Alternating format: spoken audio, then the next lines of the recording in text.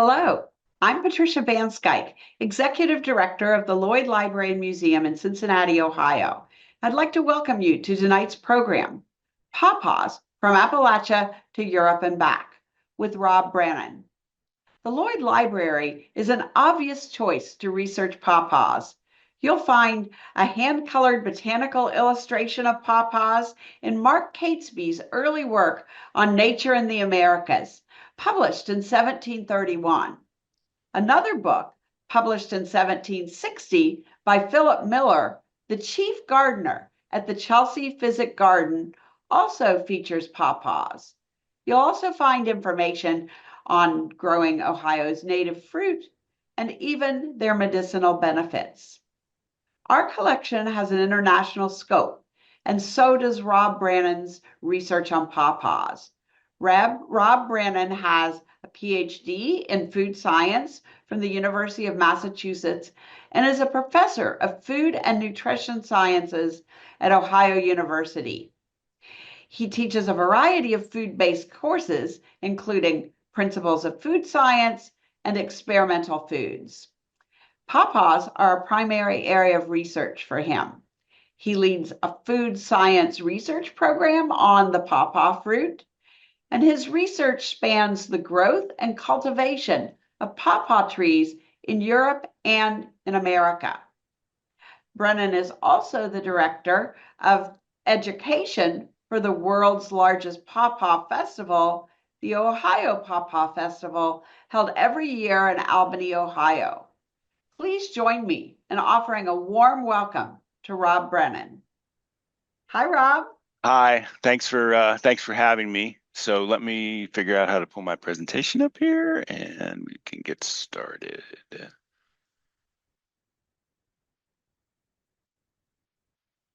Okay, so it's my pleasure to be here discussing pawpaws. I need to move this little thing. Sorry, I need to get myself set up on my end. There we go. And so as Patricia said, the title of my presentation today is Pawpaws from Appalachia to Europe and Back. And so this year in 2024, I was supposed to make a trip over to Europe and go visit these pawpaw sites that were around Europe. But unfortunately, I wasn't able to make that trip. So instead of a travelogue where I showed you a bunch of pictures and said I visited this and I did that, what it's going to be instead is kind of a history of pawpaw in Europe and some important pawpaw sites. Now, I have been there. I went there in 2023 and with my collaborators and also published a paper in 2021 on identifying where the pawpaws are around in the world. And I've got lots of really good resources to show you guys. So let's dive in. That's me, right? That's me. I'm over here or over there somewhere too. Again, I'm a professor of food nutrition sciences, but I do want to start with the Pawpaw Festival part. So Ohio University is a long-standing supporter, sponsor, in fact, of the Ohio Pawpaw Festival. Here's some shots. And what we do is we sponsor the activities in the Pawpaw Tent, which is the educational tent at the Ohio Pawpaw Festival. And there's lots of other stuff going on. So this is one of the contests that we run. This was the 2024 biggest Pawpaw contest winner. And that's my colleague Lydia presenting the award. So if you're around Albany, Ohio in September of 2025, you may want to make it back to the world's largest Pawpaw Festival. We had good weather last year, and we had about 10,000 people come into the park. So it's a pretty amazing thing. Ohio University also has a Pawpaw research program that actually predates my time at Ohio University. I've been there 20 years.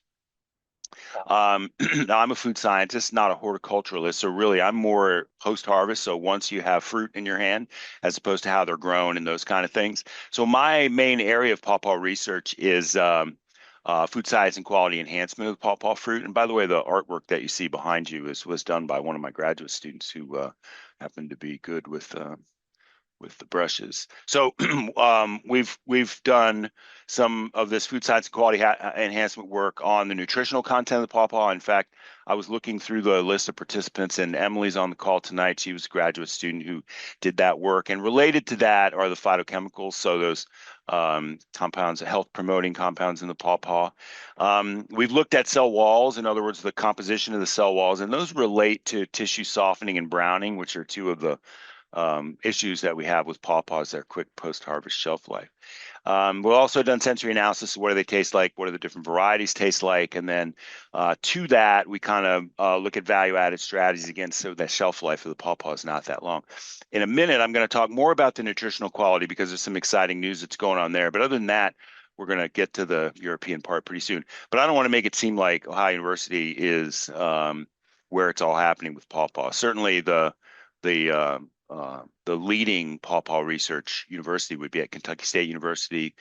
They've had their plantings there for going on 30 years. Kirk Pomper runs that program. I will mention the University of Maryland because, one, it's my undergraduate institution. It's where I first came in contact with pawpaw many, many years ago. And one of the granddaddies of pawpaw is a gentleman by the name of Neil Peterson. When he was at USDA, he collaborated with some of the folks at the University of Maryland to do some of the early work on pawpaw cultivar development in the 1980s. So aside from just a shameless plug for my undergraduate institution, they haven't done much lately, however. And this logo is from the University of Agriculture and Veterinary Medicine in Bucharest, which is where my collaborator is, when I visited in 2023 and would have gone to see this year, and hopefully we'll go next year. So we are going to talk a little bit about pawpaw nutrition because this is kind of current, but in order to get current, we got to get to the past. So pawpaw is currently not in the USDA nutrient database. Okay, so this is the repository of all the nutritional information. It's got almost 9,000 items, but the pawpaw is not there. Now, it was there in 1963. Okay, so and this is a shot of what it was in what was called the Handbook 8 back then, the composition of foods. And so PAW, information for water and calories and protein and fat and carbs and things like that. And it was in the 1963 update, but it didn't make it into the night. So they didn't do the updates every year because this was a big job. So it was 13 years. When the 76 update came out, it wasn't in there. Nobody really knows why. So from 1982 until 2018, there was only a single study that everybody was reporting. Everybody was reporting on this study. And it was a good study. The work was fine, but it over-reported the nutrients, the nutritional content of the pawpaw because it included the skin. And we don't eat the skin. So it would be like reporting the nutritional content of a banana, including the peel, right? And so in 2018, we had a couple of comprehensive nutritional studies on the pawpaw that came out. And this, for the first time, provided the nutritional information for the pulp without the skin. And this is a little sciencey so forgive me, but if you would just look at the red one, so for vitamin C, compared to the 1982 study with the skin, the two studies, one that was done in Korea and the one that we did at Ohio University, Emily and I did at Ohio University, there's 73 to 95% less vitamin C than what we were reporting. There was 30 to 42% less calcium than what we're reporting. There was 80 to 87% less, calcium, 30 to 42% less potassium. 80 to 87% less calcium, right? 91% less magnesium, 97% less iron, 44% less zinc. So it's really time to stop overstating the nutritional content of the pawpaw. It's really time. You go any website you find, you see that older information from the old study that includes the information for the skin. Okay, so I don't want to disappoint anyone, but pawpaw is not high in vitamin C or magnesium or iron or potassium or calcium or zinc. It's not a complete protein, which means it doesn't contain all 20 of the essential amino acids.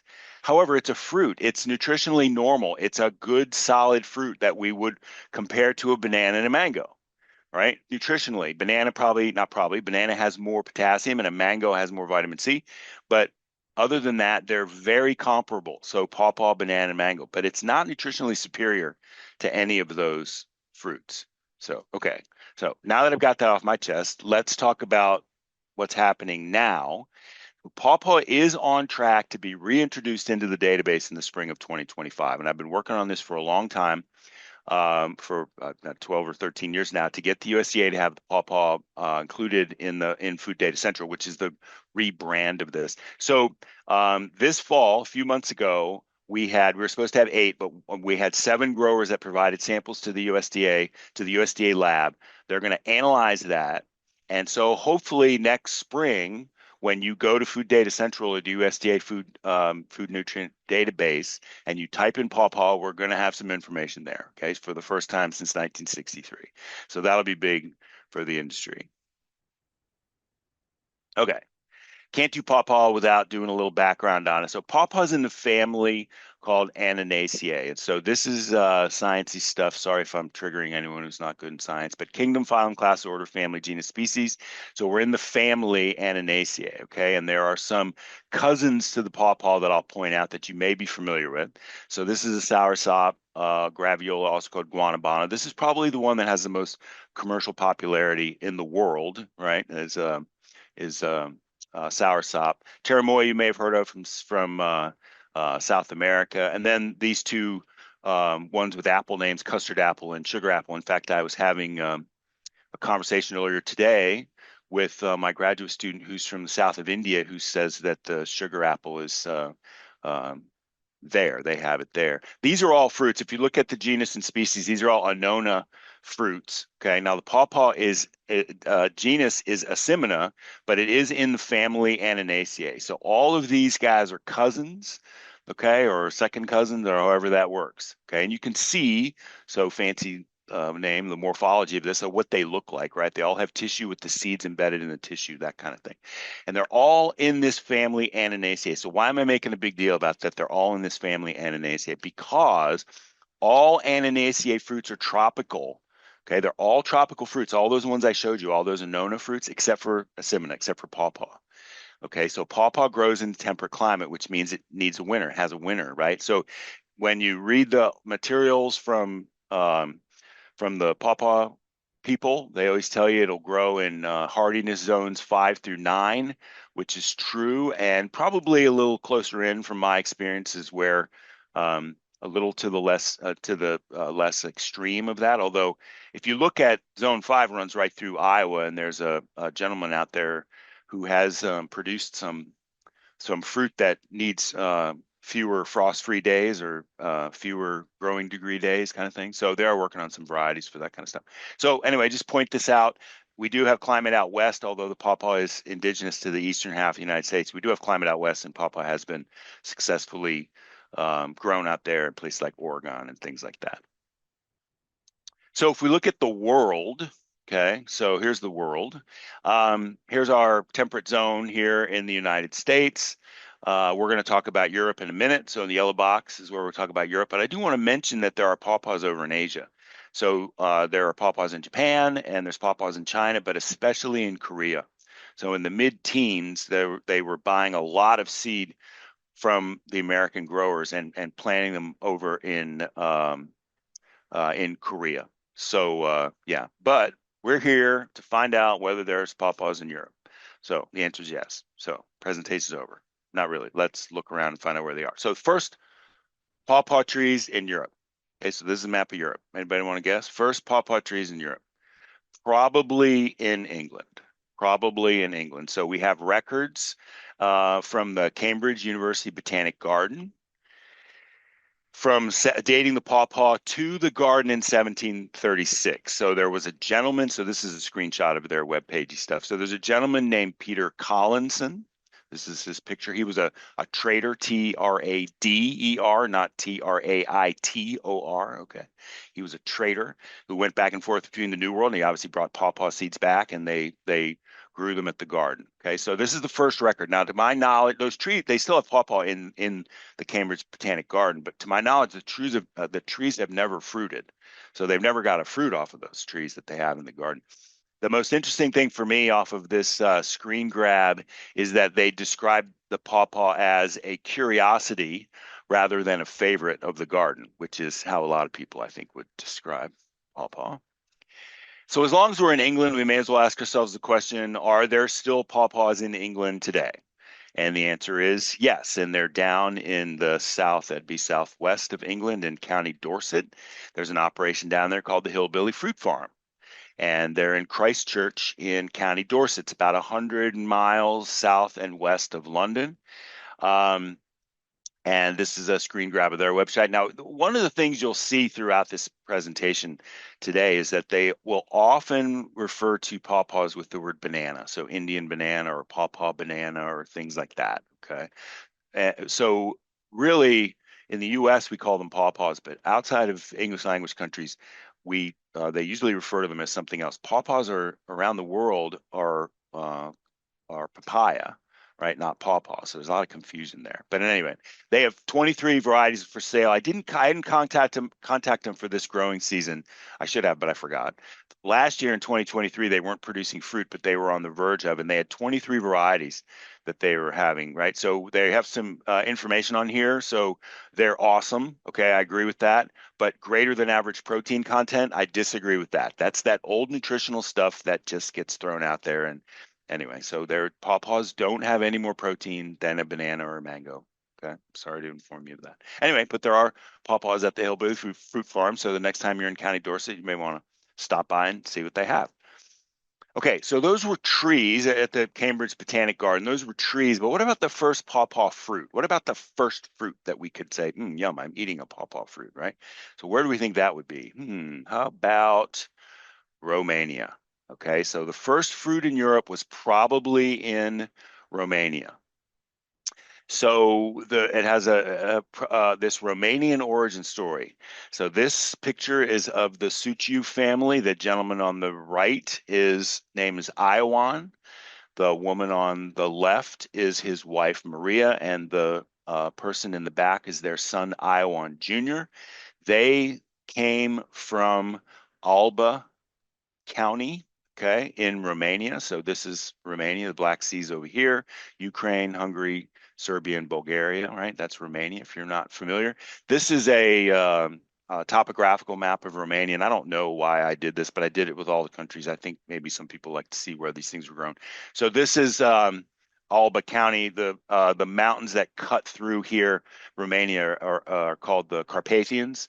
So it kind of sits in this bowl. Alba County kind of sits in this bowl that's cut through by the by the mountains. So the family that was from Piano de Sus planted them, and this woman Elena, who has now passed on, this was about 12 or 13 years ago, was the owner of this. This is her granddaughter, and these little, I think I have a call out.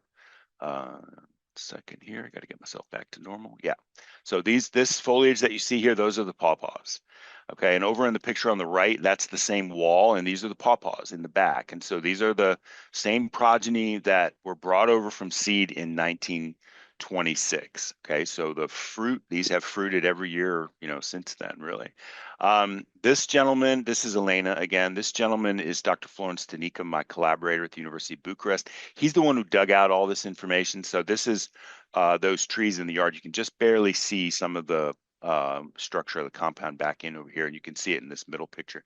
So Dr. Stanica took these fruit that were growing and propagated them into a new variety that he refers to as Simina, which is commercially available there. I haven't heard of it being commercially available here. Today, there are 9 big pawpaw sites in Romania. Okay, so here's that topographic map again. These 2 down here are nearby to Bucharest. The rest are, these are on the south side of the Carpathians, and these 5 are in the Transylvania region of Romania. I will just point a little bit out my collaborator. So what you see here are his experimental fields at the university, and I've been here. I've been in this exact location. And so some of the, this is a picture from October 24th. Some of the things kind of that he's doing, you'll see this shade cloth over here. So to shade some of the plants, these are solar panels, and they've positioned the solar panels to provide shade for younger trees as well. And then these big things look a lot like corn because they're corn. And so what he's researching is whether you can grow corn as a shade crop for younger pawpaw. That way you can have a crop that you can harvest as opposed to something like the solar panels or the shade cloth. But that's the research part. The outreach part is a big festival that they run, a big harvest day that they run. So this is right as they were getting started with their tastings and things like that. So lots of pawpaw going on in Romania. In fact, if you come to the Ohio Pawpaw Festival and you play the Jeopardy game, there's a question: what country in Europe does Rob Brannan refer to as the pawpaw capital of Europe? And the answer is Romania. Okay. All right, pawpaw fruit in Europe. So we've been to England, we've been to Romania. What's next, you think? How about Italy? So Italy could have a pawpaw origin story too, because we have records of pawpaw in the University of Padua Botanical Garden. Now, Padua is right outside of Venice, just about a half an hour inland from Venice. And so the Botanic Garden was started by the monks from this church, way back in the 1500s. The tree, to my knowledge, there are no pawpaw trees in this botanical garden today, but there are certainly records of it back then. So I have no idea whether the pawpaw that was there fruited or not. So maybe the origin story for pawpaw in Europe is from this botanical garden, but we have no records of that. What I will talk to you a little bit about are some of the sites in Italy. So there's one we'll talk about first in Emilia Romagna. There's one right outside of Milan, and then there's a little one up in the mountains. I won't talk about that one. They're growing what they're calling mountain bananas.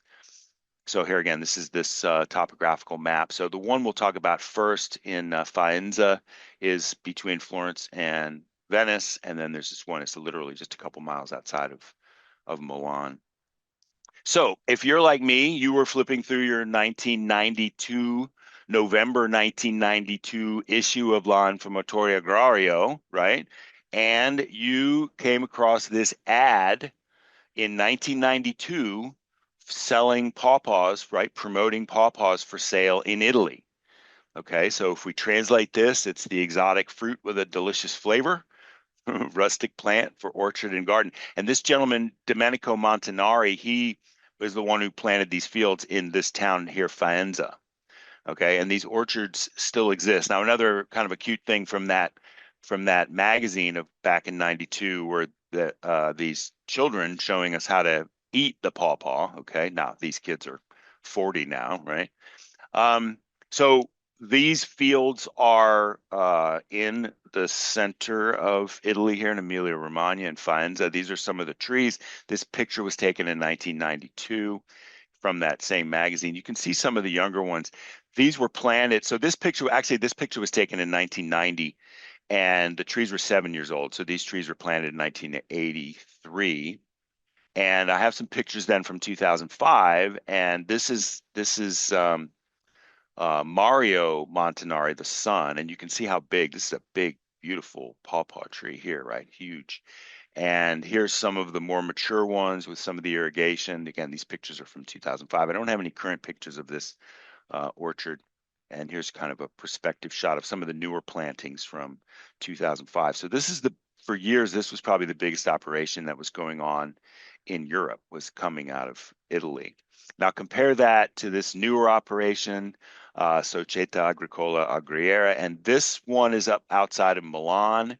Okay, so this group grows pawpaws, and they have bees, and they also grow like garden vegetables.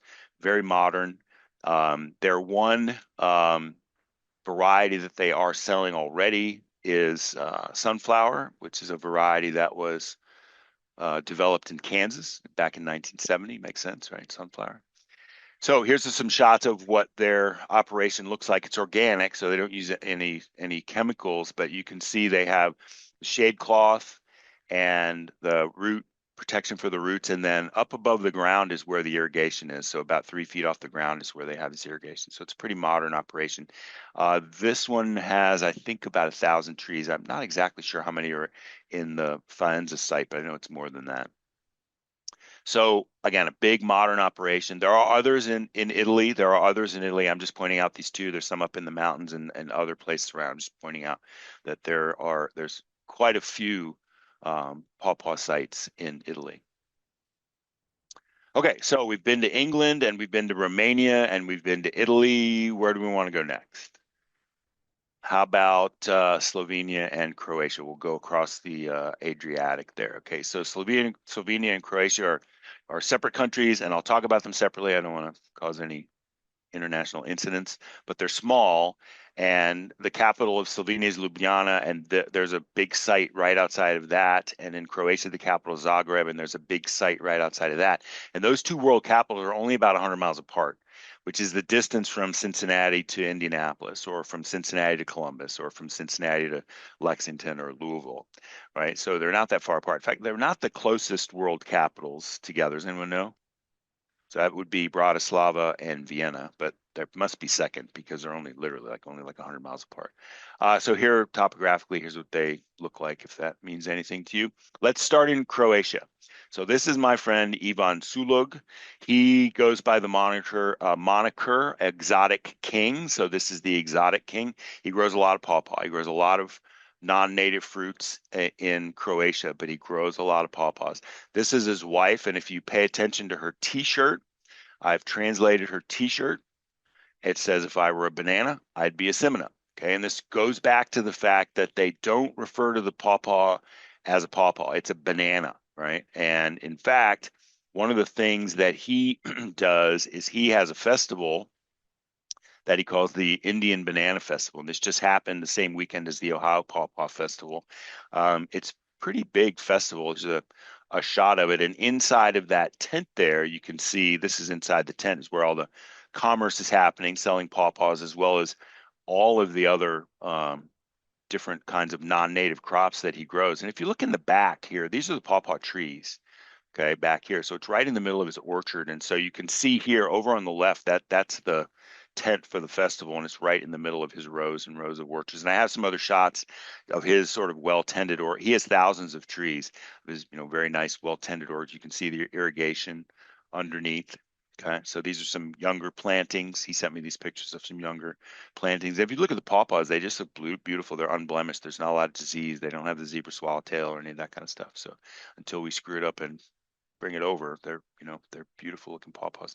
He's very much of an entrepreneur, and so he will sell you this pawpaw gift package, and the package includes a pawpaw beer, and it includes some pawpaw jelly, and it includes some pawpaw honey with purple Mongolian blueberries or something, and it's pawpaw salad dressing, and then this stuff that I'd never heard of before, ajvar.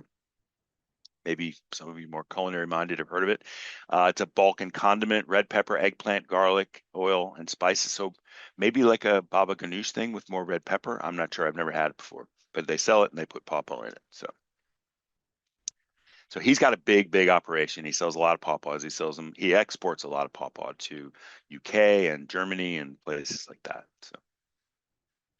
All right, so Slovenia is a small country with one big producer. There is another producer in Slovenia as well, but just not quite as big. So the guy here, Andre, who runs this site just outside of Ljubljana, has about 2,000 trees, and he's running 65 different varieties. I mean, he just has a ton of different varieties that he's working through. So here's again on the topographical map. So this is a screenshot for them. So again, referred to as the Indian banana. Okay. This is a shot that was taken in 2015 of his 3-year-old plantings. And then here's one a little more current where the trees are kind of all grown up and you can see the shade cloths and things like that. So not much more to say about Croatia and Slovenia. So let's figure out where we can go from here. So where we've been to England, we've been to Romania, we've been to Italy, we've been to Slovenia, and we've been to Croatia. So we've been to 5 countries. How about France? Okay, let's go over to France. Okay, so I've got Paris highlighted here just to give you some idea of where these sites are. There's these 7 pretty big pawpaw sites in France. I have a collaborator over there by the name of Ben, who is more of a hobbyist, although he's turning commercial, and he's given me this information. And one of the things that I keep on hearing is that with the climate change that's happening, especially the heat and lack of rain that's happening in France in the summer, is a lot of the apple orchards are losing their trees. And so some of the apple growers are replacing with drought-resistant types of apples, but other ones are diversifying. And one of the ways that they're diversifying is into a Simina, into pawpaw. That's one of the things that I've heard. So in addition to these commercial sites, Ben told me that there are these green dots represent pretty significant enthusiasts and hobbyists that are growing pawpaws that are thinking about getting to a level where they would be commercial as well. So a lot of activity, new newer, let's just say, activity in France surrounding the pawpaw. So here's what it looks like with Paris circled up in the topographical map. And we're going to focus on this one down here in Saint Sulpice, and it's probably the largest producer. And then we'll look at two small ones, one in the center of the country in a town that starts with an M that I can't pronounce, and another one over here in Brittany. We'll just look at a couple of pictures from those. So we'll start here in Saint Sulpice. This is a big pawpaw operation. So this is a picture of Saint Sulpice, and that you can't see any pawpaws in that picture, but when I saw it, I'm like, that just looks like France to me, so I put that in there. Here's some of the pictures of their trees. So these trees are relatively new. They have been producing fruit, but they're relatively new. So these nets that are underneath these trees, these are ones that will catch the fruit when they fall so that they don't hit the ground. But there's irrigation. And again, this is organic. They didn't use a lot of chemicals, things like that. So this is the big orchard. You can see some of the smaller plantings over here that probably haven't started to produce yet. This is the big one. I think it's the biggest one in France, but I'm not 100% sure on that. And then there are just a couple some pictures of some of the smaller orchards. So on the left is this one that's in the center. Pretty new, smaller trees. And the one up in Brittany, you can see the pawpaws, good looking pawpaws, and some of the, excuse me, some of the smaller trees that even though they're this small, they're probably still producing fruit. So the information I have is that there's 5,000 to 7,000 trees that are sold per year in France at the present time. So that's a lot. So there's a lot of activity in terms of looking at a new crop that might be more climate friendly for what they're experiencing in France. Okay, so where we've been: England, Romania, Italy, Slovenia, Croatia, France. Okay. I'm pretty much done going into major detail of stuff, so I'm just going to bounce around and do a couple things here. There are pawpaws in Ukraine and Russia, and the pawpaws in Russia are around the Black Sea town called Sochi, which is where the Olympics were in 2014, I think. And there's a variety that's called Sochi 11 that was developed there. There's a couple other Russian varieties that were developed there. The pawpaws in Ukraine were grown around the region of Kherson, if I'm saying that correctly. And if you've been following anything going on with the war, that's a very disputed area. So God knows what has happened to those trees in that part of the world. They're, probably lucky if they're still there. But on a more positive note, Athens, Ohio has a sister city in Ukraine called Ostro, or Ostro. They have pronounced it on the second syllable. They're sister cities. And so this year, this is a picture from February. This gentleman is the mayor of Athens, Steve Patterson, and I don't know this gentleman's name, but he's the mayor of Ostro, Ukraine. And on his trip, the Mayor Patterson presented pawpaw seeds to these forestry students. Okay. And he also presented some tchotchke. You can see there's people driving around Ukraine that have bumper stickers that say pawpaws for the people, which is kind of neat. But in any event, and so then they planted those seeds. And so this was taken in the summer. Those are the seedlings that were planted from those seeds. So they're going to put them in the ground, and maybe they'll be pawpaws sometime in Austro, Ukraine. So that town is located like right over here where the U and the K are in Ukraine, okay, right over there. So it's pretty far away from where the heavy activity is, but I think you can't really be in Ukraine and not be affected by what's going on. So we've got pawpaws in Ukraine and Russia, so we can make a list here. We've got England, we've got Romania, we've got Italy, we've got Slovenia, we've got Croatia, we've got France, and now we've got Ukraine and Russia, so we're up to 8. In Belgium, Netherlands, and Luxembourg. There's no pawpaws in Luxembourg. It's basically a mountain. There are pawpaws in Belgium. There was a pretty significant grower in the Netherlands for a long time until he passed away. I don't know what has happened to his operation, but he had a lot of trees, more than 1,000 in the Netherlands. And there's several other sites in the Netherlands as well. So for a while there, I don't know this. I don't know these as facts, but he was a pretty major producer. So he probably rivaled Italy for producing pawpaws in the 90s and 2000s. It was a pretty maybe it was 2000s and 2010s. I'm not sure, but it was a pretty big operation.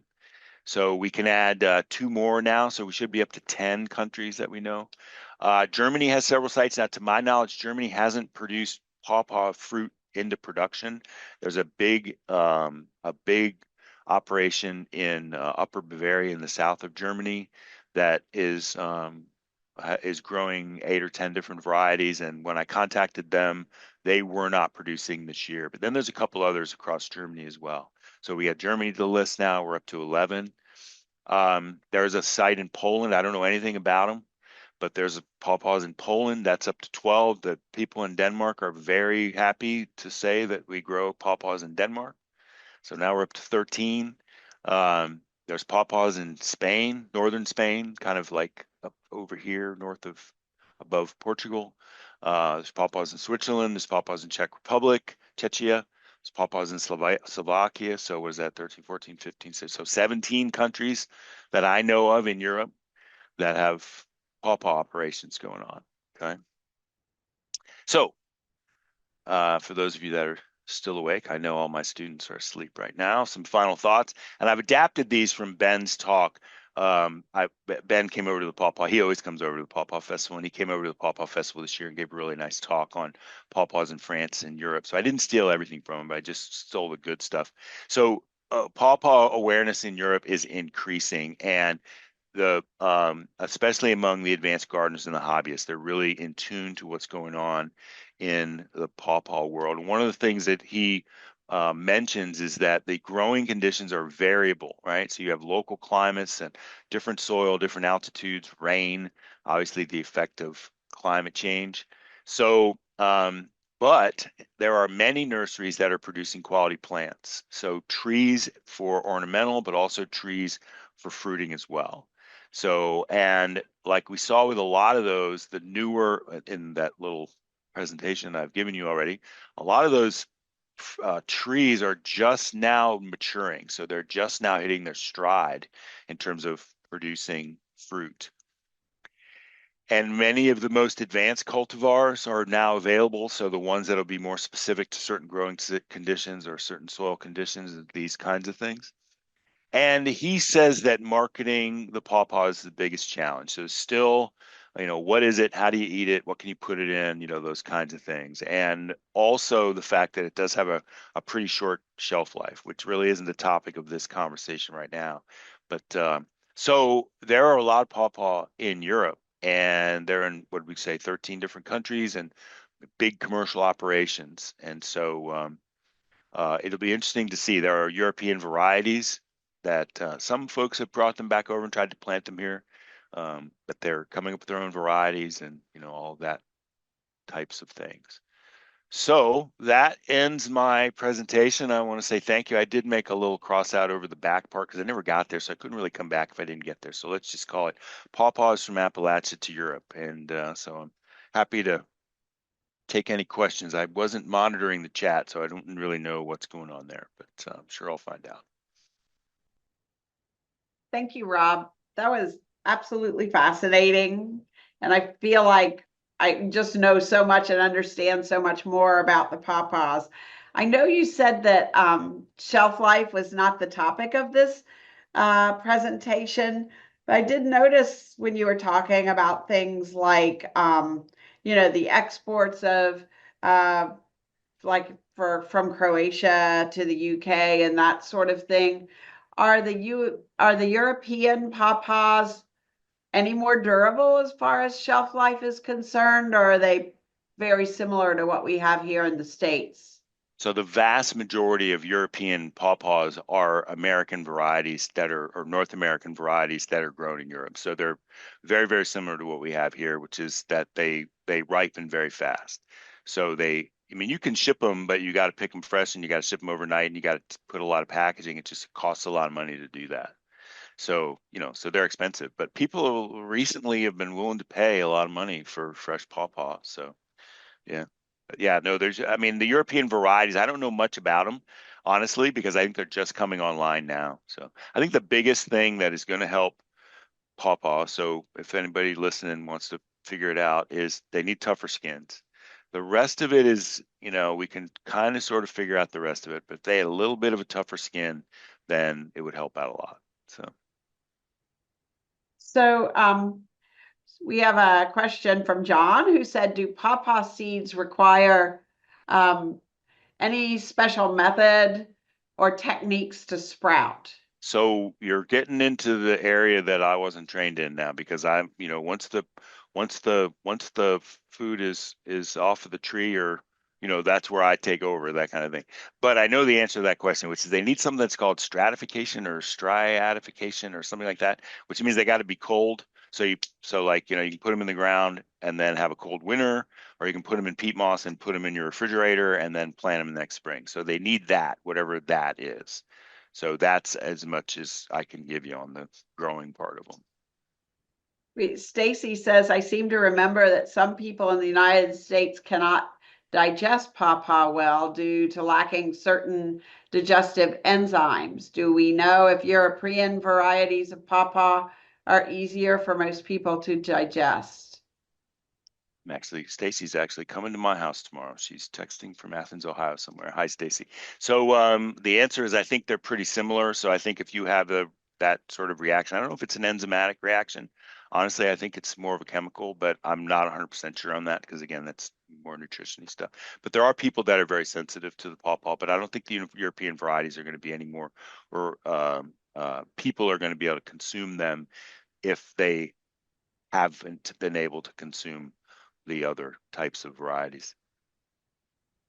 So we have somebody asking if heating or cooking alters the flavor of a pawpaw. So that's from Chi, and she's also one of my former students. She's out in Montana right now. Hi, Chi. So pawpaw. So the number one application for pawpaw right now, where all of the American producers are selling the most of their stuff, is anyone know? Three, two, one. Beer. Okay, so when they get it, they're pulping it, they're putting it in tubs, and they're selling it into the brewing industry.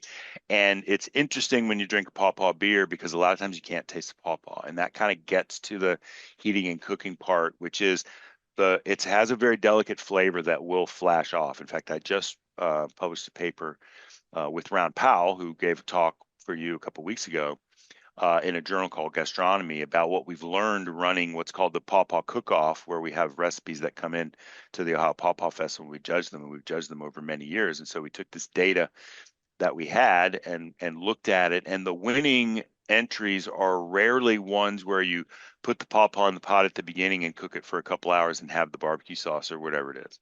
The winning entries are more often than not when you put it at the end, or you kind of enhance it at the end, or you put a dollop on it on the end, or the barbecue sauce is done and you put the fruit directly into it. So that was the long answer. The short answer is yes. It doesn't necessarily alter the flavor. It doesn't change the way it tastes. It doesn't, it's not strong. It goes away. It cooks out.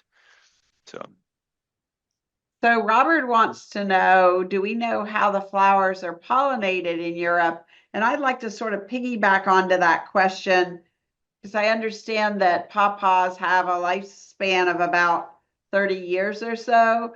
So, are new trees being planted? Do they reseed or are they pollinated? So So sort of. let me text Ron and I'll get the answers to these questions. So the pollinators in Europe, there are self-pollinating varieties of pawpaw where you can plant a single tree. In fact, I don't have it on the top of my head, but there's one sun something. Anyway, there are self-pollinating varieties. So, you just need a single tree. There are others that need pollination, and flies and beetles and these kind of things are what is going to happen. So you need two trees, that kind of thing. So how they get pollinated in Europe is going to be the same as how they get pollinated here. So And then Ryan wants to know the most popular way to eat the pawpaw. And then related to your comment about marketing and several others, how do we make them popular and increase demand? So Ryan's also a former student, lives up in Columbus. Hi, Ryan. So the most popular way to eat the pawpaw, like I said, I think the way that it's being consumed most now is in beer, because that's how, at least in the American market, that's where the vast majority of the pawpaw is being sold, is into the brewing industry. So we're kind of drinking our pawpaw right now. As far as the rest of it, I think just fresh pawpaw. pulp, because it doesn't have a very long shelf life, you have to get the pulp off of the away from the skin and the seeds, and then it freezes very well. So you don't need any heat treatment, anything. You just freeze it very well, and so then you have pulp that you can use. And that's anything that you would use a fresh fruit for, right? That's kind of how it would be.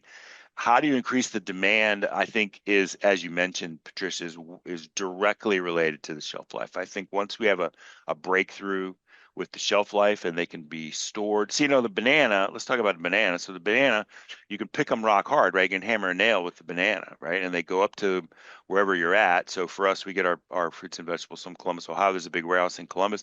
And when they want to ship them down to Athens, they flash them with ethylene, and that triggers the response, right? The climacteric response, sorry, fancy term, the ripening.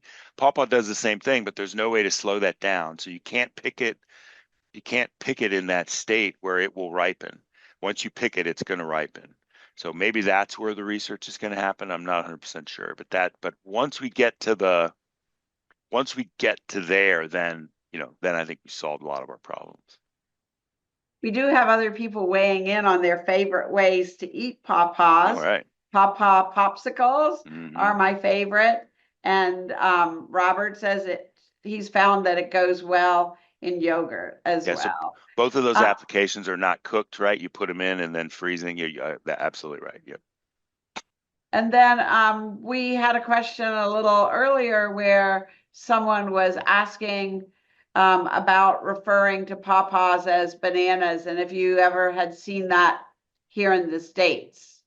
Well, the person who asked that question is my daughter Amy from Chicago. Hi, Amy. So, pardon me.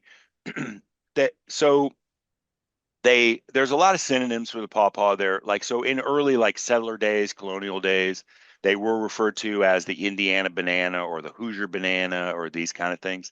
I don't know enough about it to know when pawpaw came around, but I do know that 100 years ago is there was a big contest that was sponsored by the American Genetics Association that was to find the best variety of pawpaw, and it was pawpaw. I mean, they were calling them that then.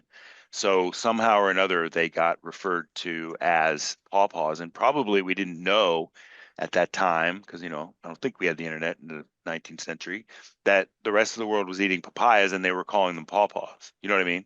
So it's probably like that. So they are kind of referred to, and I think the reason is because they grow in clusters. They grow in clusters of 4 or 5 or 6, like a banana, and they have that tropical banana kind of taste. So, yeah. And then we have someone that mentioned that pawpaws are so beautiful and unblemished, and also mentioned their lack of the swallowtail butterfly in the same sentence. And our person is asking, they're wondering if there's a connection between the two. And how does a pollinator impact the visual quality of the fruit, or did they misunderstand? So that was Shelby, who's one of my students. Hi, Shelby. She's right here in Athens. So um the stuff that you see on the outside of the fruit is a lot of times are these things like called phyllosticta. Again, we're kind of getting into the world that I don't know, which are these. I don't know if it's a mold or a fungus or and it mars the skin. So that hasn't happened, and these other sort of like viruses and things that are out there that mar the fruit. Um, and the zebra swallowtail is the only kind of pest for the pawpaw, so it will land and dig into it, right? I don't know that there is a connection between those three things and pollination in terms of quality. There might be. It's just not, it's not something that I would have the answer to. So. And honestly, I didn't ask these people to ask all these questions. I'm just pointing that out. So I'm glad they did, Um, though. Jody wants to know how many named cultivars of pawpaws are there from growers? So I also know Jody. Jody's my best buddy in the world. He lives over across town.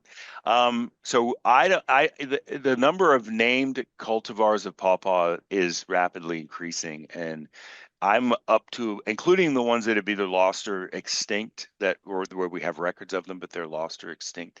I'm up to about 160 right now, which seems like that's too many. But, I was just talking to a gentleman in Iowa who names his new varieties after stars. So, but so a new variety of pawpaw could be two existing varieties that are crossed. I mean, there's a lot of that stuff, and again, it's not really my realm. But we're way up into the 160s. I will give a plug for the international conference. There's going to be the fifth international conference on pawpaw at Kentucky State University in September, the week before the Ohio Pawpaw Festival. And one of the things we're going to talk about at that festival are all these varieties, and are there sort of criteria, right, that needs to be for there to be a variety? Because right now you can just, pick up a pawpaw from your yard and call it the Rob Brannan, and it's a variety. So. So you mentioned that you worked many years to get Pawpaws put back into Food Data Central. And so Amy is asking, what's going to be the impact of having that entered? And are there implications for Pawpaws abroad from that? Well, one of the things is a question that gets asked all the time is if you use pawpaw as an ingredient, then you have to know the nutritional value of it in order to create the nutrition facts panel that we have come to know here in the US.